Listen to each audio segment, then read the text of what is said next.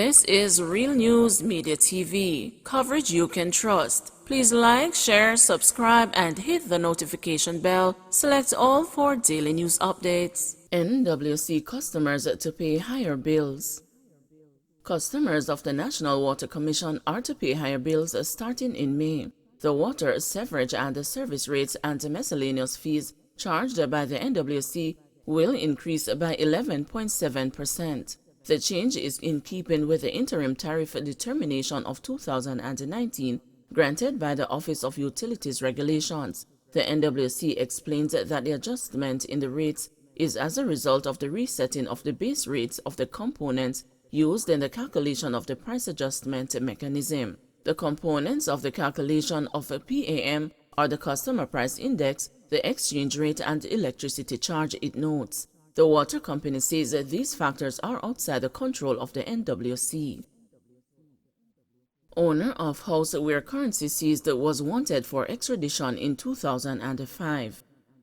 Tuesday's major seizure of $88 million worth of cocaine and a large sum of United States and Canadian currency in Western Jamaica has triggered a multinational investigation, Assistant Commissioner of Police Clifford Chambers has confirmed. The authorities were up to late Wednesday night still counting the foreign currency, which was seized from a three-story dwelling in Coral Gardens, St. James. The police have indicated that it will take significant time to determine the full value.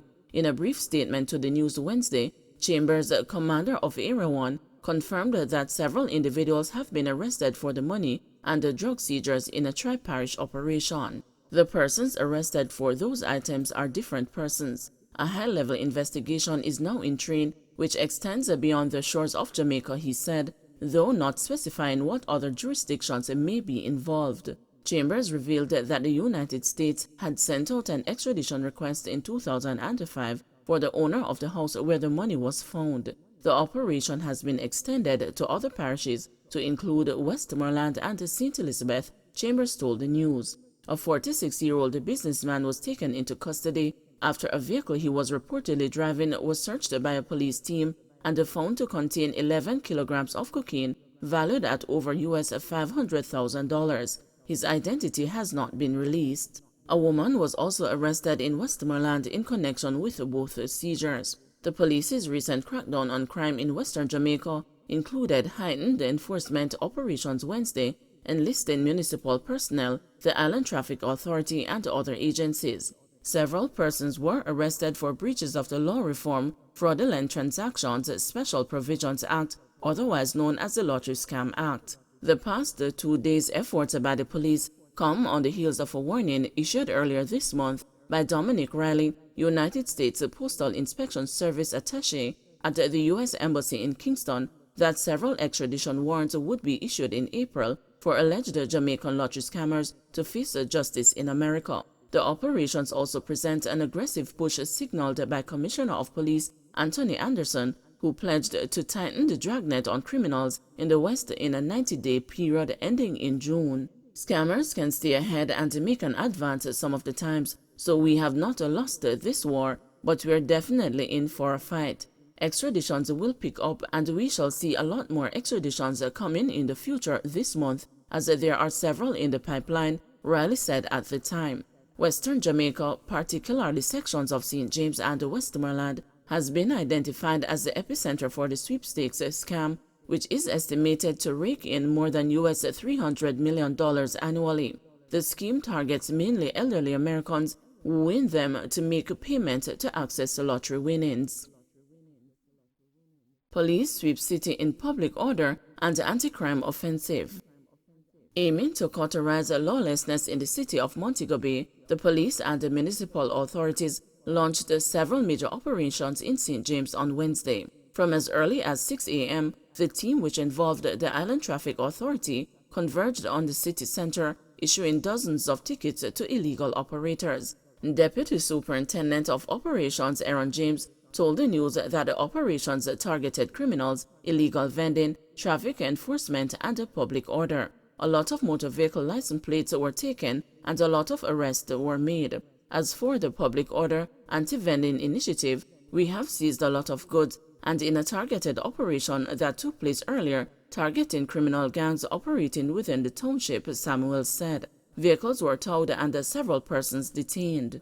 Assistant Superintendent of Police Delon Lewis of the Public Safety and Traffic Enforcement Branch said operations in Kingston and Montego Bay yielded above 200 traffic tickets and resulted in the removal of more than 50 defective vehicles. Similar operations were undertaken in St. Anne, St. Elizabeth, Manchester, and Westmoreland.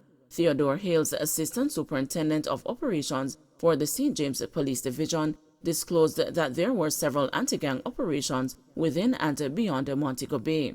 These were geared at targeting members of the G-City gang, which is having some intra-gang conflicts which are playing out in the town center, he said. Several persons were arrested for breaches of the Law Reform Fraudulent Transactions Special Provisions Act, commonly known as the Lottery Scam Act. Persons were also arrested for several pounds of ganja and offensive weapons, Hales added.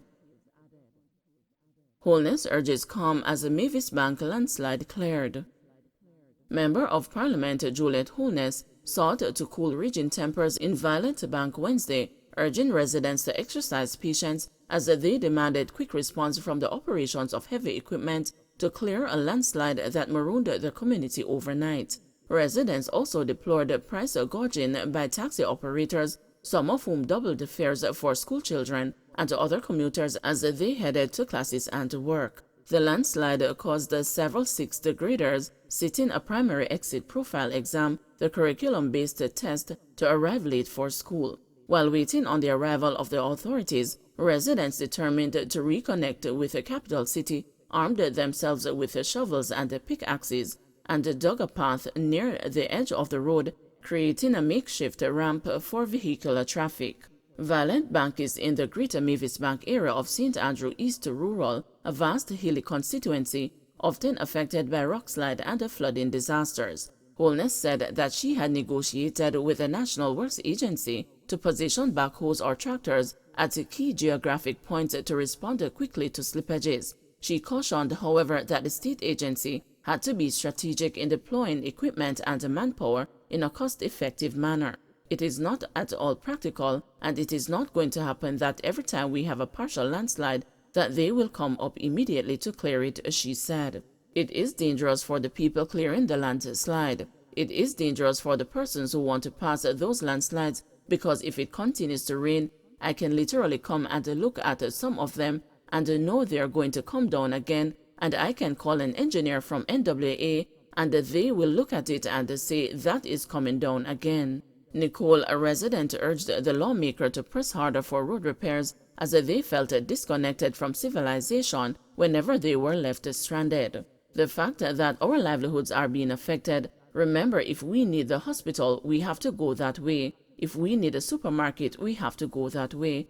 Everything we need, our jobs, we have to go that way. So what do? She said to Holness. The St. Andrew East Rural MP expressed disappointment at claims of price gouging, saying that her constituency office had organized the subventions for such eventualities. Stephen Shaw, Communication and Customer Services Manager of the NWA, confirmed that the Violet Bank Road was reopened around 11 a.m. Wednesday. We will watch it. There's nothing more we can do at this time. It's just the embankment above the road came down blocking it, and we have removed it. For now, we will just watch it, Shaw said.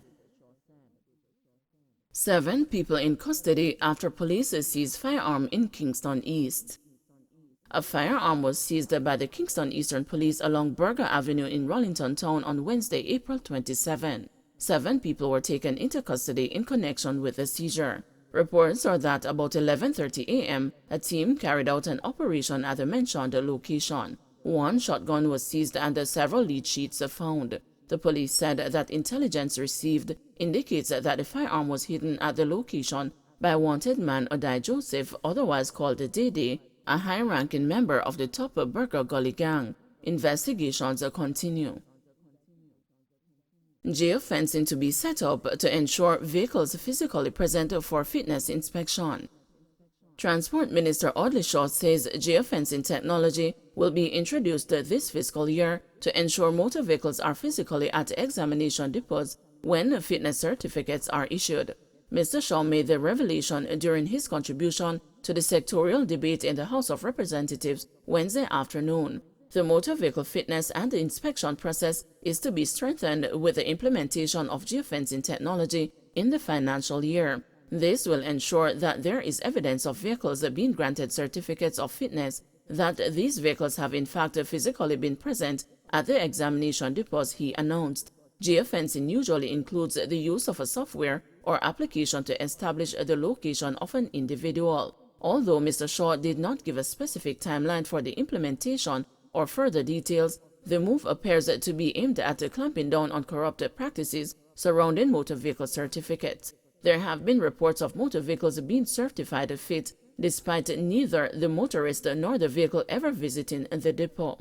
The motor vehicle fitness and inspection process is to be strengthened with the implementation of geofencing technology in the financial year. This will ensure that there is evidence of vehicles being granted certificates of fitness, that these vehicles have in fact physically been present at the examination depots. We have already hit St. Anne, we were in Westmoreland, we were also in Manchester and St. Elizabeth. After today, we will be moving into other areas of the island conducting joint operation with the different divisions. We have removed so far close to 50 license plates, and we have issued tickets for those offences. We have also issued over 200 tickets so far since we started on this morning about 6:30. Don't forget to like, share, subscribe, and hit the notification bell. Select all for daily news updates.